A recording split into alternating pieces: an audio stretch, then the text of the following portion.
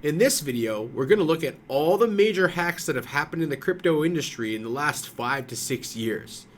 Subsequently, we're also going to look at the best practices to keep your funds safe in this wild west of crypto. Let's get to it. Hey guys, Coach K here. So today we're going to talk about cryptocurrency hacks that have happened over time and how to protect yourself. So Mt. Gox was the first big hack. Jed McCallum, Mark Karpeles, the two founders of it. It was hacked in 2011 and 2014 and resulted in 850,000 Bitcoin going poof. Okay. In 2011, it caused Bitcoin to go from $32 to pennies, and in 2014 from $720 to $550. And basically, in 2018, the Mt. Gox arbitrator, Nobuyuki Kobayashi, sold 35,841 Bitcoin while Bitcoin was dropping in the market and basically caused it to crash even further. People were just asking, give us our Bitcoin. Bitstamp was hacked in 2015 for 19,000 Bitcoin. It was stolen by hackers from the exchange Hot Wallet. Now, it was from a Banal phishing attack, which is sad because basically their system administrator, Luka Kodrich, clicked the link, downloaded the malware on the system on his computer, and then basically the exchange was hacked based off that. This was a big mess, and they never actually compensated their users, but they stepped up their security and got a multi-signature protection with a partner of BitGo.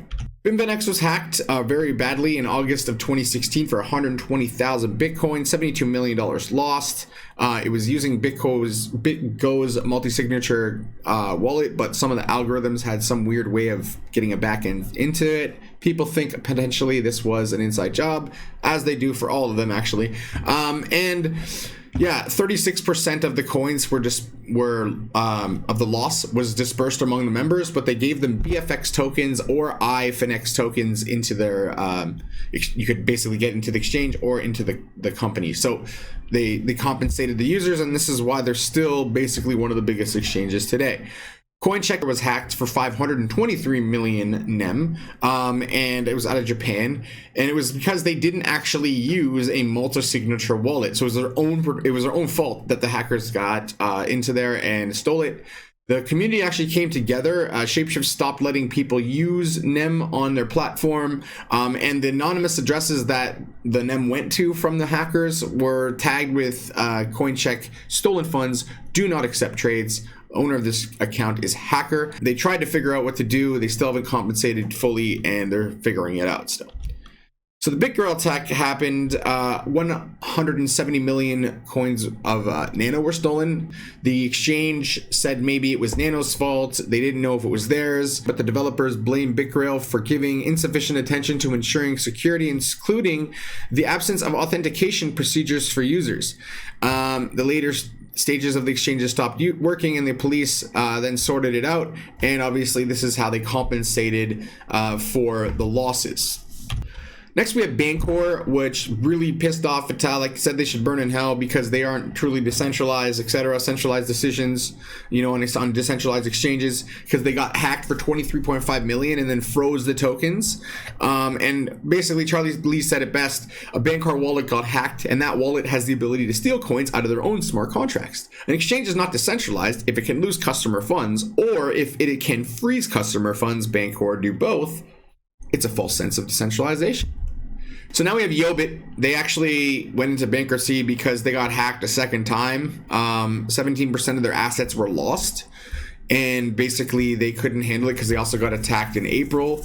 So Yobit said that it's halted deposits and withdrawals and is going to disperse the cryptocurrency it still has in possession, wait for the insurance to cover the rest so that people can get sorted.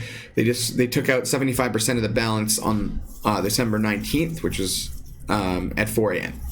So, yeah, this is obviously a really sad story that happens, and this all comes to why. Why should we do this? And the real point is this. We should use cold storage for most of our cryptocurrency. We should not keep our cryptocurrency on exchange, and if we even want to keep it in somewhere else, put it on your phone, put a mobile wallet, put it on Exodus wallet, Jack's wallet, Mew, anything, but don't keep it on an exchange. Keep it where you have your private keys, because if you had your private keys on a Trezor when Mt. Gox got hacked and you had 100 Bitcoin, you still would have 100 Bitcoin. So just keep that in mind. That's basically exchanges, hacks, how to keep yourself safe. Hope this was educational. Fat kiddo, fat kiddo, huge